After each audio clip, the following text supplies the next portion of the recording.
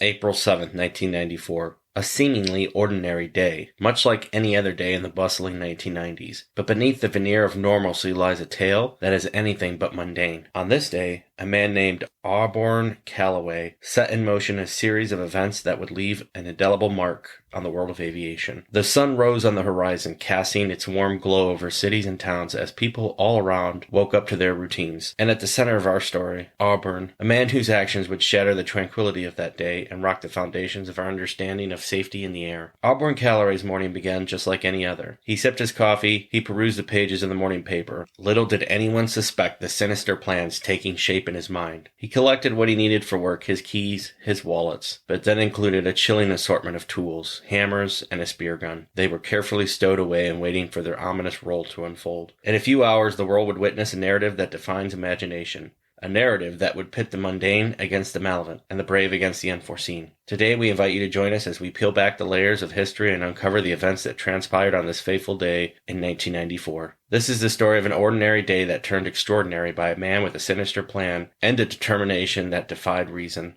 So fasten your mental seatbelts as we embark on our journey through time and turbulence, and we explore the unraveling of Auburn Calloway's intentions and the courage of those who stood in his way. Welcome to Destination Aviation.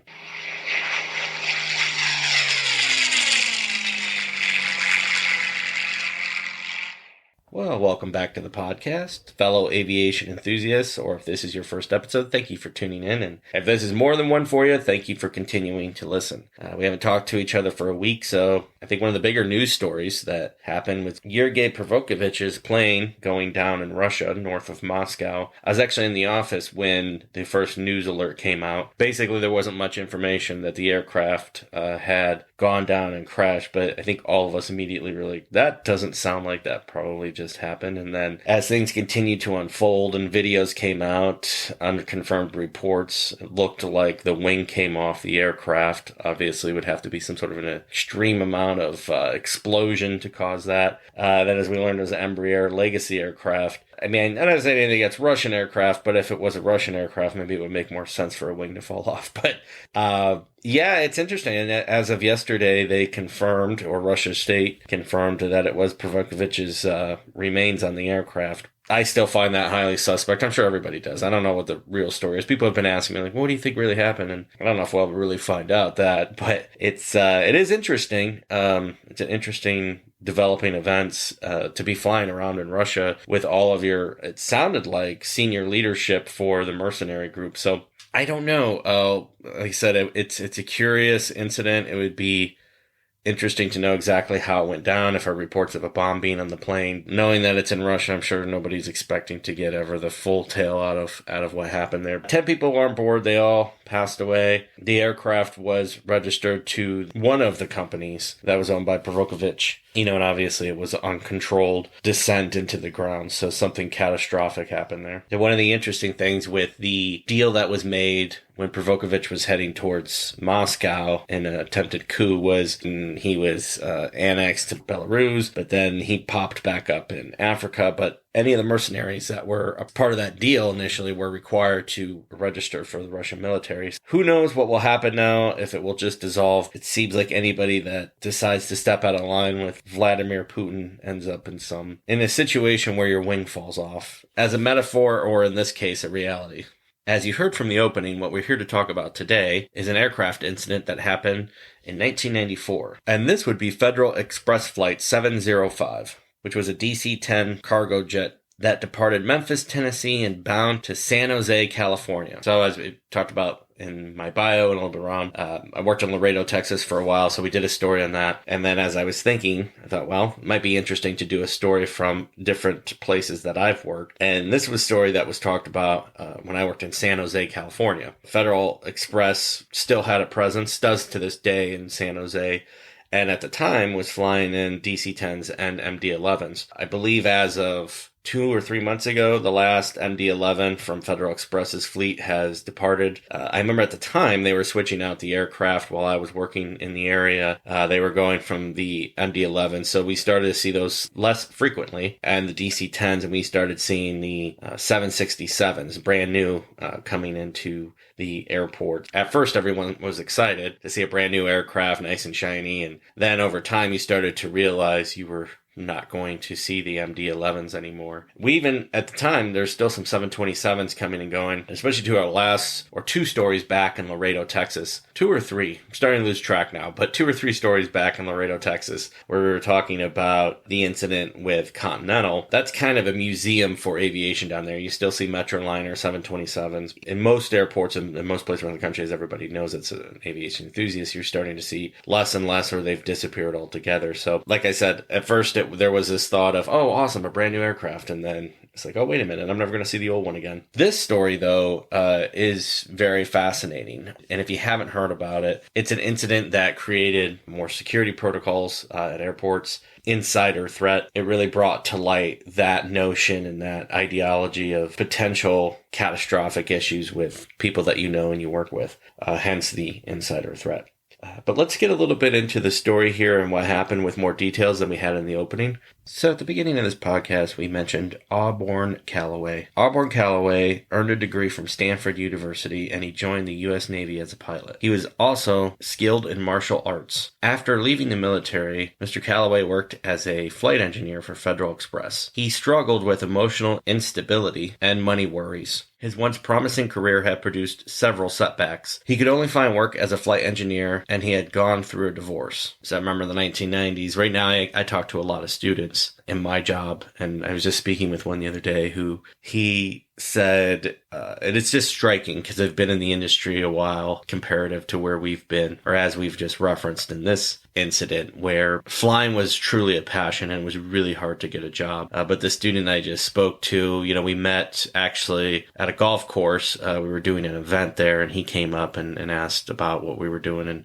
we exchanged information, and he gave me a call. At first he was kind of enthusiastic about finding a role in a position, which is great. But one of the things, and I should reference this, I mean, seems like a good kid and going to do his job. It's just where the market is now. But, I offered to take him around and introduce him to different flight departments, people that fly either charter, on-demand 135 or, Part 91 operators. And he's like, well, I'm on the golf team and I really want a job for my personal, professional life, work balance, and who's going to give me the best of that? Which, like I said, I get it. That's where we are now. But it's interesting compared to where one of the worst scenarios I knew as I was coming into this industry, one of my friends, he actually was paying an airline to fly for them so he could bill time. We've completely 180 in the industry, which is great. I have a lot of pilot friends, and I think that's awesome for them. But the ones that are just coming into the industry now, they have no idea how bad it really was, which is what Mr. Calloway obviously was going through here. He wanted to be a pilot, but all he could find was being a flight engineer with FedEx.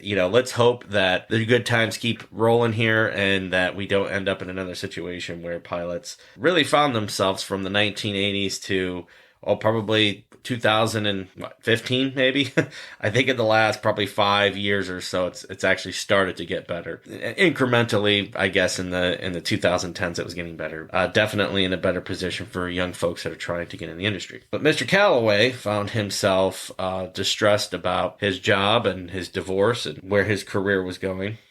The sun cast its morning glow over Memphis, Tennessee on April 7th, 1994. On that fateful day, the FedEx crew of Flight 705 was preparing for a routine flight to San Jose, California. Captain David Sanders, a seasoned aviator with thousands of flight hours under his belt, commanded the aircraft. Accompanying him was First Officer James Tucker and Flight Engineer Andy Peterson. They were about to embark on a journey that would challenge their training, courage, and resilience like never before. The aircraft was a McDonnell Douglas DC-10, a wide-body trijet that had become a staple of FedEx's cargo fleet. With its distinctive 3-engine configuration, the DC-10 was renowned for its versatility and capacity to carry in large volumes of cargo across long distances. Unbeknownst to the flight crew, their world was about to collide with the unthinkable. Auburn Calloway, a fellow employee of FedEx, had devised a chilling plan to bring down the aircraft. The morning sun masked its sinister intentions as he armed himself with an arsenal of hammers and a speargun, elements that would transform the flight into a heart-pounding thriller. And so the stage was set. The crew, unaware of the impending danger,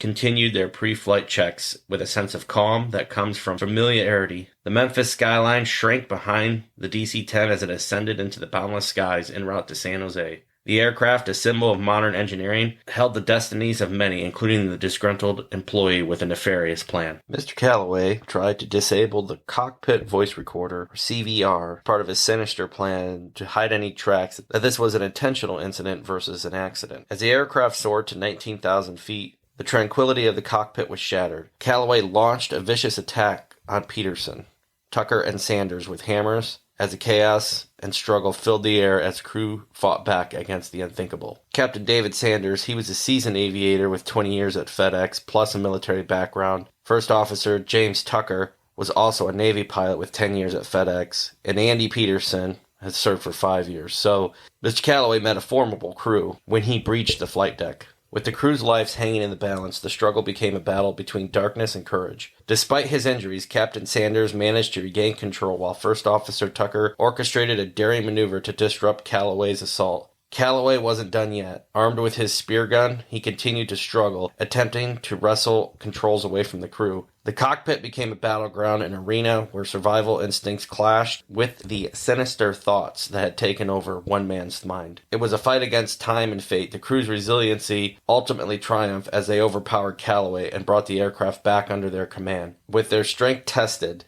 and their bodies battered, the crew orchestrated an emergency landing, defying odds and guiding the aircraft safely back to Memphis. So let's talk a little bit further in the actual details of this incident. We talked about the CVR. Before takeoff, Calloway attempted to disable the cockpit voice recorder by pulling circuit breakers to interrupt its power. During the standard pre-flight checks, though, Peterson, the flight engineer, noticed the pull breaker and reset it before takeoff. However, even though Peterson was able to turn it back on, if Mr. Calloway had been successful in taking over the aircraft, he would have known that he only needed to fly an extra 30 minutes to record over any of the incident that had taken place, because there was a 30-minute loop on the CVR. 26 minutes after takeoff, and as we spoke about the plane passing through 19,000 feet, flight crew carried on a casual conversation, and Calloway went into the back to get his weapons and enter the flight deck. All three crew members received multiple hammer blows. Both Peterson and Tucker, the first officer, suffered fractured skull, and Peterson's temporal artery was severed. A blow to Tucker's head drilled shards of bone into his brain, and initially rendered him unable to move or react, but he was still conscious. Captain Sanders reported that during the beginning of the attack, he could not discern any emotion from Calloway, just simply a face in his eyes. When Calloway ceased his hammer attack, Peterson and Sanders began to get out of their seats to go after Calloway. Calloway left the cockpit and retrieved his speargun.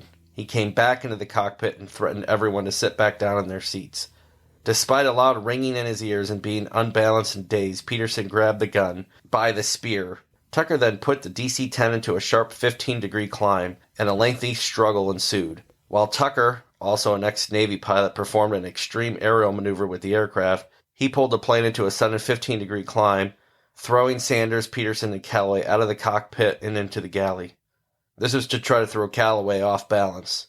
Tucker then turned the plane into a left roll almost on its side. Eventually, Tucker had rolled the plane almost upside down at 140 degrees while attempting to maintain a visual reference of the environment around him through the windows. Peterson, Sanders, and Calloway were then pinned to the ceiling of the plane.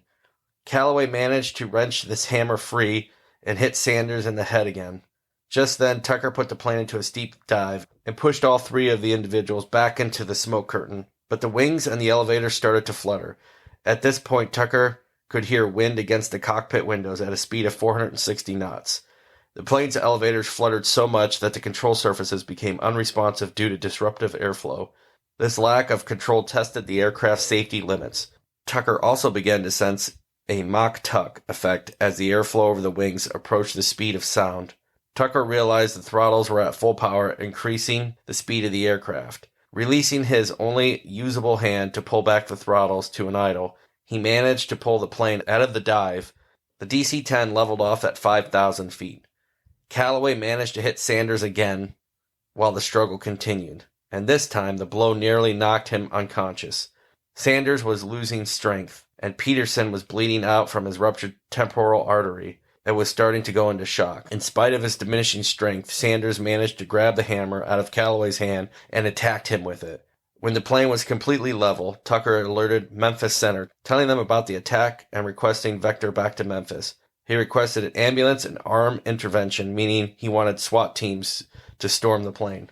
The flight crew eventually succeeded in restraining and disarming Calloway, although only after moments of inverted and overspeed flight beyond the design capabilities of the DC-10. Tucker was severely diminished with his sense of touch and was paralyzed on the right side of his body. Sanders took the control. Tucker went back to assist Peterson in restraining Calloway. Sanders communicated with air traffic control, preparing for an emergency landing back at Memphis International Airport. Meanwhile, Calloway started fighting with the crew again. Fully loaded with fuel and cargo, the plane was approaching too fast and too high to land on the scheduled runway 9. Due to the plane's weight, speed, and height, it was at a risk of breaking up upon landing on these conditions. Sanders requested by radio to land on the longer runway 36 left. Ignoring warnings from the ground proximity warning system, and using a series of sharp turns that further tested the DC-10 safety limits, Sanders landed the jet safely on runway 36 left, at 35,000 pounds over the maximum designated landing weight. By that time, Calloway was defeated. Emergency personnel and police gained access to the plane via the escape slide and the ladder inside and found the interior of the gallery and cockpit covered in blood. Calloway was arrested and taken off the plane, and Peterson, Tucker, and Sanders were taken to a nearby hospital. The crew of Flight 705 survived the attack, but all were seriously injured. The left side of Tucker's skull was severely fractured. This caused motor control problems in his right arm and right leg. Calloway had also dislocated Tucker's jaw, attempted to gouge out one of his eyes, and stabbed his right arm. Sanders suffered several deep gashes in his head, and doctors had to sew his right ear back in place. Flight engineer Peterson's skull was fractured and his temporal artery severed. The aircraft itself suffered $800,000 worth of damage. On August 11, 1995, Auburn Calloway was sentenced to 2 consecutive life sentences without the eligibility for parole. And to this day, Calloway still is serving his sentence in Kentucky. On May 26, 1994, the Airline Pilots Association awarded Dave Sanders, Jim Tucker, and Andy Peterson the Gold Medal Award for Heroism, the highest award a civilian pilot can receive. As of 2004, 10 years after the incident, and due to the extent and the severity of the injuries, none of the crew had been recertified as medically fit to fly commercially. However, Jim Tucker did return to recreational flying. The McDonnell Douglas DC-10 that was involved in the aircraft, November 306 Foxtrot Echo, was repaired after the incident and returned to service. In 2008, it was upgraded to an MD-10, which, among other improvements, eliminated the ongoing need for a flight engineer. On June 7th of 2022, the aircraft was involved in another incident where the crew safely diverted to Tulsa International Airport after receiving a cargo fire warning indication. On December 31st, 2022, it was among the last of FedEx's MD-10 fleet to be retired, having made its maiden flight November 5th, 1985, and having been delivered to FedEx on January 24th, 1986. Shortly after learning of November 306 Foxtrot Echo's retirement, aviation enthusiast Jack Schneider started an online petition to encourage FedEx to assist in preserving the aircraft, citing its significant aviation history resulting from its involvement and survival of attempted hijacking. To this date, March 21st, 2023, the petition attained 10,541 signatures, though it's unclear at this point if FedEx is still aware of it. I will add that link to the information page on our website for this. So I'm not going to go into all the transcript. Maybe I'll drop the link into the info section, but I did want to read a little bit of it, leading right up to when Mr. Calloway enters the flight deck. Altimeters, 9 and 2's here. After takeoff is complete. Do you live over in Arkansas, Dave? Or no, I live in Fisherville. Oh, Fisherville, great spot. Sounds of hammer blows striking pilots. Ow! God. Oh, shit. God almighty. Ow, what the fuck are you doing? God almighty. God. Get him. He's going to kill us. Get him. Get up and get him. I can't. God, stop. Hold his goddamn... Sit down. Get back in your seat. This is a real gun. I'll kill you. Get him. Get him. Bank angle. Get him. I'm going to kill you. Hey, I'll kill you. Bank angle. Get him. Bank angle. Yeah, get him. Bank angle, bank angle. Get him, Andy. I got the airplane. Bank angle. Get him, Andy, get him. Bank angle. Struggling in the background. Center, emergency, bank angle, center, listen to me, Express 705, I've been wounded, we've had an attempted takeover on board, give me a vector please, back to Memphis at this time, hurry. Bank angle, 095, direct Memphis, get an ambulance and alert airport facility. Bank angle, center, hey Memphis, you still with me? Obviously a ton of commotion going on there. And I just want to add, I read the script as it's written, so any of you that do not want to hear profanity, I do apologize for that, but it is as written, not I did not add or take away anything from the actual recording there. So obviously this incident stirred a lot with security, right? So in 2001, after those events, TSA was created. Even to this day, the insider threat is something that everybody's acutely aware of because of incidents like this. He had the credentials. He had the ability to get on the aircraft. He was someone that everybody trusted. Really, nobody was expecting him to do anything odd or different. If you're not in aviation, you don't understand a jump seater. It's really similar to what Tom Hanks' role was in Castaway on FedEx. He was just riding in the back, but he was a FedEx employee, if you remember from the movie. So if you look at it in that same sense, who would have expected Tom Hanks to do anything on that aircraft? Nobody would expect Mr. Calloway to do anything on this aircraft. So it's always one of those hard things in aviation, right? You vet. And if you look at this, someone with military experience, you don't know what's going on in their personal life. But that's why we have checks and balances, right? Fortunately, these incidences have diminished over the years in the United States, almost to the point now where they're really left to the history books. We don't see these type of takeovers happening now, which I think speaks to the resiliency of the industry and the ability to adapt and change security protocols. I did want to read a little bit about the article to save this aircraft because I find it very interesting. So I'm not going to read all the article, but this is an article from Simple Flying. As we talked about, November 306 Foxtrot Echo was one of the last MD freighters operating for FedEx. Based on the data from Flight Trader 24, the final flight for FedEx was December 31st of 2022, and it operated between Canada's Toronto Peterson International and Memphis International Airport. The interesting thing here is I do not see from 2022 till now where this aircraft is. Can't find any detailed information on FlightAware or any of the tracking website. It appears that the aircraft is in storage, but I cannot confirm that. So if anybody listening can confirm it, feel free to drop it into the notes. But from its last flight with FedEx, I don't see anything. Even on the Plane Spotters websites, it's just showing that it's older photos. So it would be interesting because we're now sitting about a year away from when this petition was first circulated. So I wonder if since it hasn't really gotten too much traction, if FedEx has kept the aircraft in Memphis. I would assume they've at least put it in the desert. But like I said, I do not actually see anything on the tracker regarding that. So FedEx to this day is still running a couple aircraft to and from San Jose.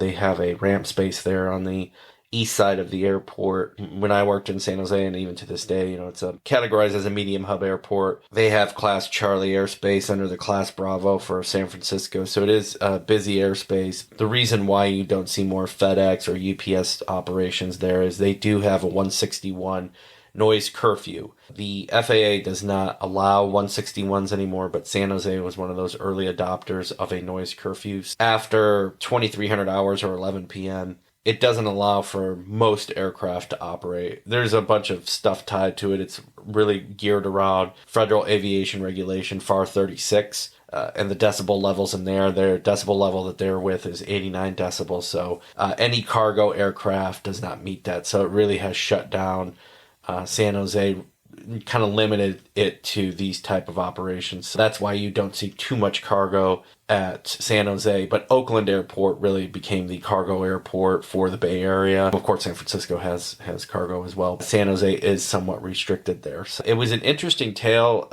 Like I said, you get into aviation security, and this incident, among others, is brought up, obviously, like we talked about. Insider threat, very hard to combat against, but kudos to all the teams that, like I said, from this kind of point, this incident, and as we really got into the 2000s, after 2001, aviation security and aviation safety in the United States really has never been at a better point right now as far as a safety record. So kudos to all those teams out there that make it happen, from the airport to the TSA to the FAA to the pilots to the crew members. It all takes us working together for sure to maintain the integrity and safety of the system. I am actually going to be traveling this next week on vacation, so I probably won't be able to get an episode out. Maybe I'll take some photos of where I want to go. I've been looking around Marquette Sawyer Airport up in the Upper Peninsula of Michigan. I just have some fascination with it, I guess. It's the only air traffic control tower facility in the Upper Peninsula.